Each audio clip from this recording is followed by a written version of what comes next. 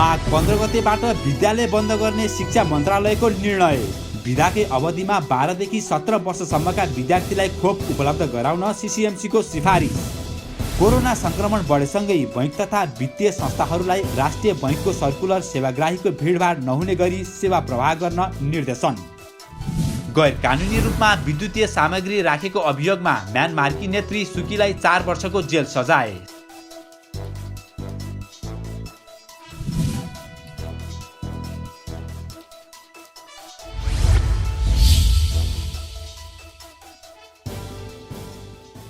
VIP तहमा corona संक्रमण भएसँगै मन्त्री परिषदको बैठक समेत प्रभावित भएको छ। माओवादी केन्द्रका अध्यक्ष प्रचण्डमा कोरोना संक्रमण पुष्टि भएसँगै प्रधानमन्त्री शेरबहादुर देउवासहित उनको क्याबिनेटका कतिपय मन्त्रीहरू कन्ट्याक्ट ट्रेसिङमा परेका छन्। कन्ट्याक्ट ट्रेसिङमा परेपछि प्रधानमन्त्री देउवा शनिबारदेखि नै क्वारेन्टिनमा रहेका छन् भने सञ्चार मन्त्री ज्ञानेन्द्र बहादुर कार्की पनि क्वारेन्टिनमा छन्। सञ्चार मन्त्री कार्कीले कोरोनाका कारण प्रधानमन्त्री तथा कतिपय मन्त्रीहरू क्वारेन्टिनमा रहेकाले बैठक प्रभावित बनेको बताए। प्रधानमन्त्री लगायतको कोरोना रिपोर्ट नेगेटिभ आएपछि मात्रै बैठक बस्नेछन्। मन्त्री परिषदको बैठक बिहिबार र सोमबार नियमित रूपमा बस्ने प्रचलन छ। कोरोनाको महामारीका सन्दर्भमा क्याबिनेटबाटै पनि कतिपय निर्णयहरू गर्नुपर्ने भए पनि भिआइपीहरू नै प्रभावित बनेका हुन्। शिक्षा मन्त्रालयले माघ 15 गतेसम्म विद्यालय बन्द गर्ने निर्णय गरेको छ।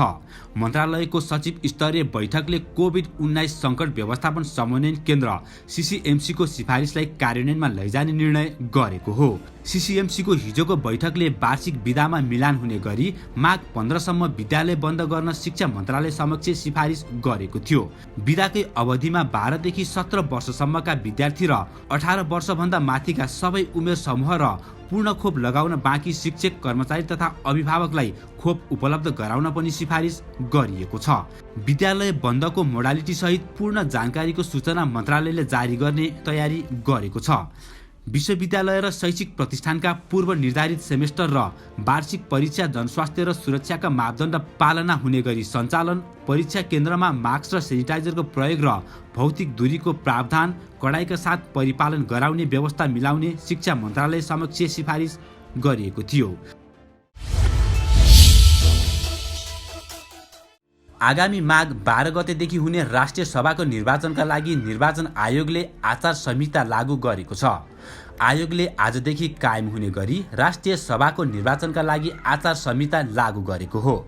आजबाट लागू भएको आचार संहिता सङ्घीय सरकारदेखि प्रदेश सरकार, स्थानीय सरकार, गैर सरकारी क्षेत्रहरू र सबै राज्यका निकायले पालना गर्नुपर्ने आयोगका सहसचिव कोमल प्रसाद धमलाले जानकारी दिनुभयो। सहसचिव धमलाले सरकारी, अर्ध सरकारी, गैर सरकारी र निजी क्षेत्रलाई समेत निर्वाचन आयोगले जारी गरेको आचार संहिता लागू हुने बताउनुभयो।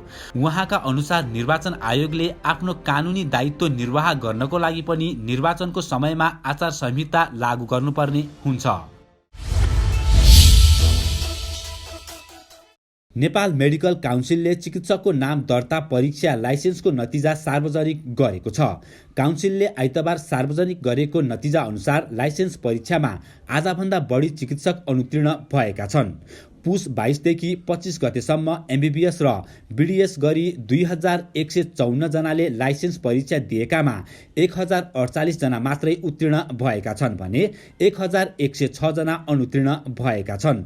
काउन्सिलका अनुसार बीडीएस तर्फ 177 जना 40.97% र एमबीबीएस तर्फ 871 जना 50.58% उत्तीर्ण भएका छन्।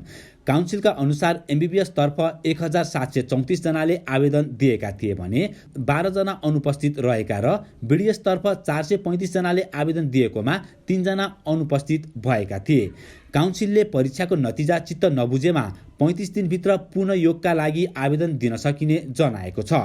पुनः योगका लागि 1510 दस्तुर बुझाइ परीक्षाको नाम, रोल नम्बर स्पष्ट लेखेर काउन्सिलको इमेलमा आवेदन दिन सक्ने उल्लेख गरेको छ।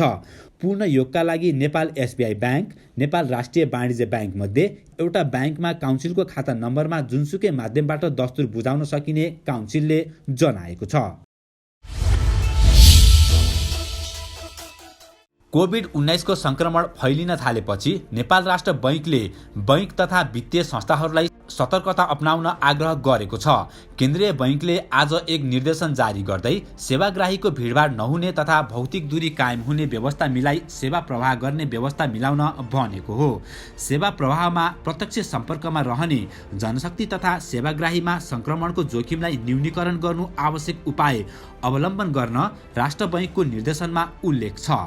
यसबाहेक बैंक तथा वित्तीय संस्थाले सञ्चालन गरेको एटीएम बुथबाट हुन सक्ने संक्रमण जोखिम न्यूनीकरण गर्न ढोका खुला राखी स्यानिटाइजर लगायतका सामग्रीको व्यवस्था गर्न पनि बैंकले निर्देशन दिएको छ।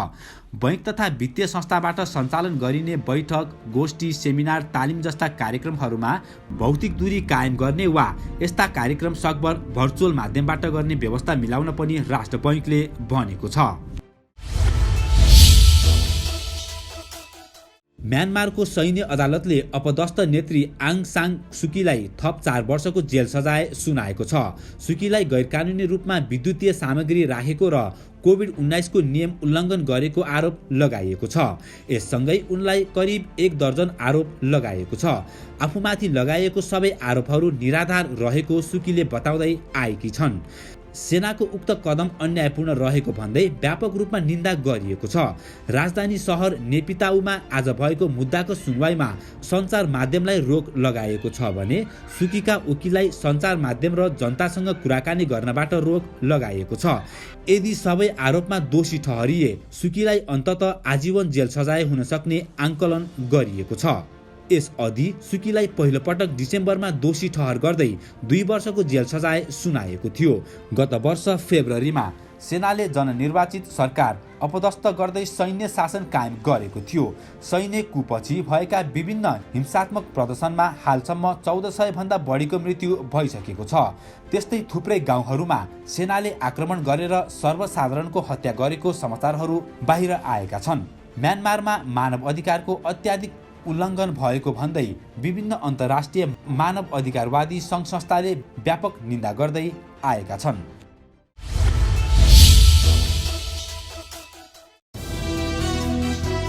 माघ 15 गतेबाट विद्यालय बन्द गर्ने शिक्षा मन्त्रालयको निर्णय। विदाकै अवधिमा 12 देखि 17 वर्षसम्मका विद्यार्थीलाई खोप उपलब्ध गराउन सीसीएमसीको सिफारिस। कोरोना संक्रमण बढेसँगै बैंक तथा वित्तीय संस्थाहरूलाई राष्ट्रिय बैंकको सर्कुलर सेवाग्राहीको भिडभाड नहुने गरी सेवा प्रवाह गर्न निर्देशन।